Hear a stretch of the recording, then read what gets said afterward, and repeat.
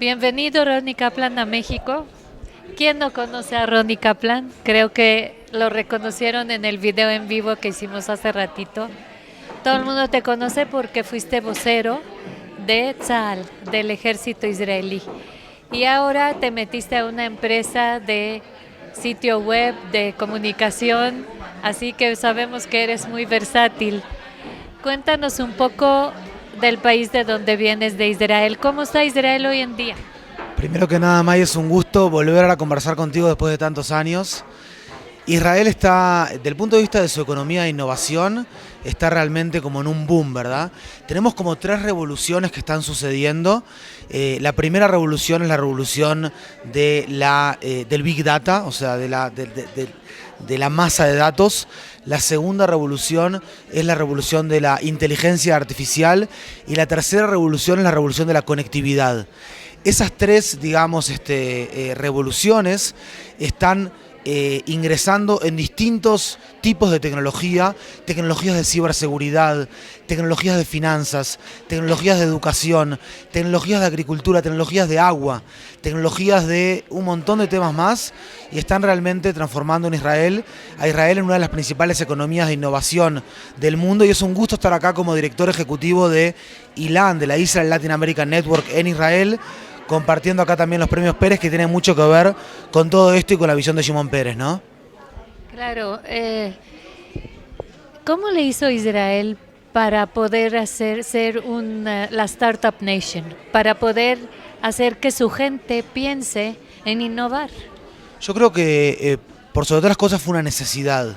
Es decir, la necesidad es la madre de la innovación. Cuando el pueblo judío comienza a regresar a la tierra de Israel, después de 2000 años, la tierra de la cual se habían exiliado sus antepasados y tanto anhelaba regresar, se encuentran con que tienen 65% de desierto, no tienen un mercado regional para la exportación. Algunos árabes nómades de la zona son reticentes al regreso del pueblo judío a la tierra de Israel. Hay una tremenda malaria acá en el Medio Oriente y básicamente no había recurso natural ni recurso de capital. Lo único que había era recurso humano. Así que eso fue como una necesidad y no había otro lugar para ir al fin y al cabo, ¿verdad? Así que hubo que hacerlo y eso fue lo que se hizo. Ni que hablar que además de este elemento histórico, hay un elemento institucional importante del pasaje de Israel de una economía más socialista, una economía más capitalista, y la fundación del primer gran venture capital promovido por el Estado de Israel, el programa Yosma del año 1900, de los años 90. Israel comienza a desarrollar una economía de innovación basada en distintos jugadores, venture capitals, multinacionales, universidades, las empresas tecnológicas emergentes, startups, la autoridad de innovación, lo que era antes el Chief Scientist, o sea, el científico general, y un excelente ecosistema de innovación que interactúa entre sí y genera sinergia para, al fin y al cabo, crear este tipo de economía. Pero ¿qué hace el gobierno para fomentar entre los jóvenes, por ejemplo, la búsqueda de la innovación? Mira, primero Israel es el país que está invirtiendo más capital, digamos, en investigación y desarrollo como porcentaje de su Producto Interno Bruto que cualquier otro país en el mundo. Es un 4.3% por encima de Singapur y Corea del Sur, que son países que siguieron el modelo israelí. Pero además de eso, tú tenés el elemento, digamos, de que toda la cultura israelí está plasmada por ser una cultura prácticamente de innovación, ¿verdad? El hecho de que tú tenés en el ejército, por ejemplo, ¿no? Es un tema largo, no sé si es para una sola nota, pero en el ejército vos tenés, May, un montón de jóvenes que a los 18 años prácticamente están trabajando en un hábitat altamente tecnológica, tomando decisiones en situaciones de riesgo y liderando equipos de personas. Eso es realmente la materia prima de la economía de innovación de Israel, por ejemplo, ¿verdad? Pero también desde la escuela. Vos sabés que el otro día, una anécdota pequeña, mi hija de 10 años viene el otro día de la escuela con una sopa de letras, y la sopa de letras son las grandes invenciones israelíes. Waze, Mobileye, ¿sí?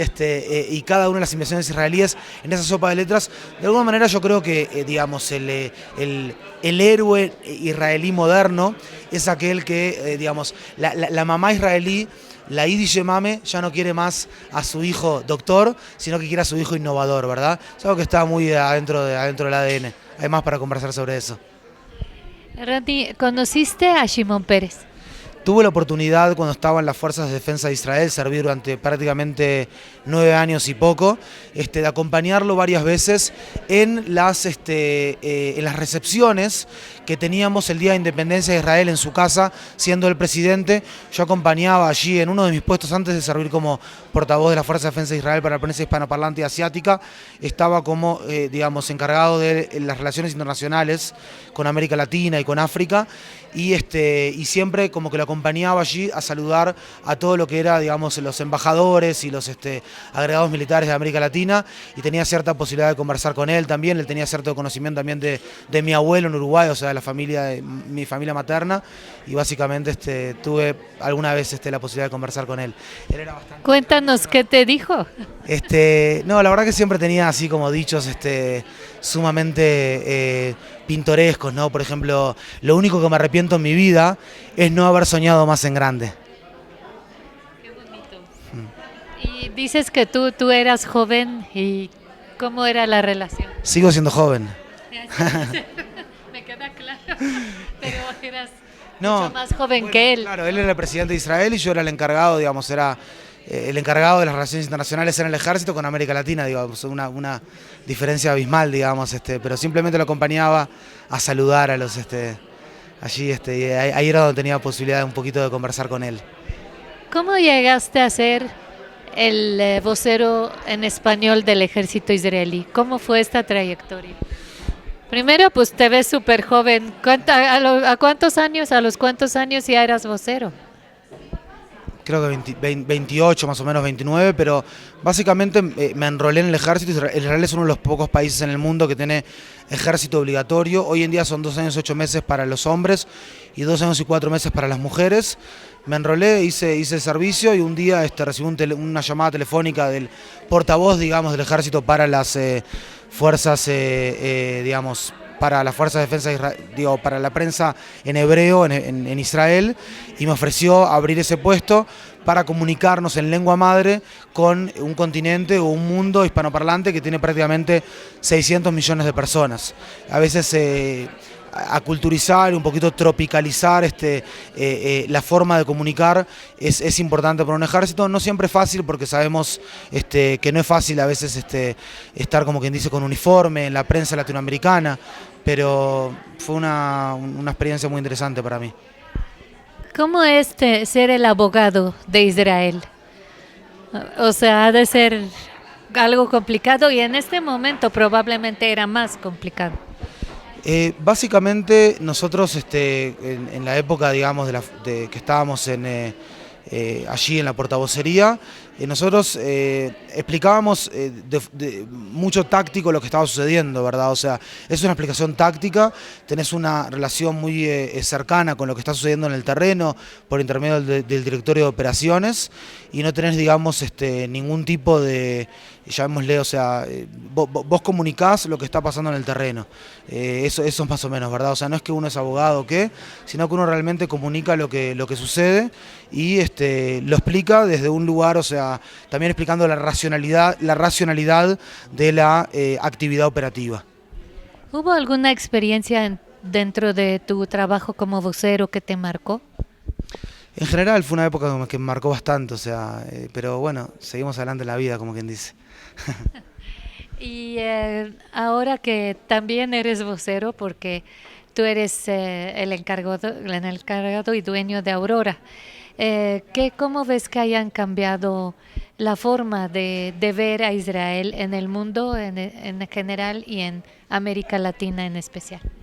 Bueno, yo creo que básicamente lo que está pasando en Israel es que hay un enorme espíritu emprendedor, que hay mucha diversidad en la población israelí y que hay un montón también de llamémosle, construcción del futuro, ¿verdad? Israel está construyendo y está pensando en los principales temas que tienen que ver con el futuro.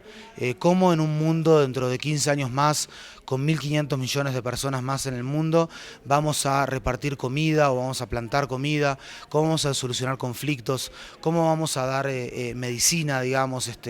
Y en ese sentido, Shimon Peres fue como un alma mater en este tipo de casos, y en el momento que Isaac Asa, el fundador de la Israel Latin American Network, Dylan, me llama a este proyecto, realmente como que me conquista el corazón, ¿no? O sea, no le puedo decir que no, y es realmente es interesantísimo para mí también estar acá de este lado, ¿no? Como Israel Latin American Network.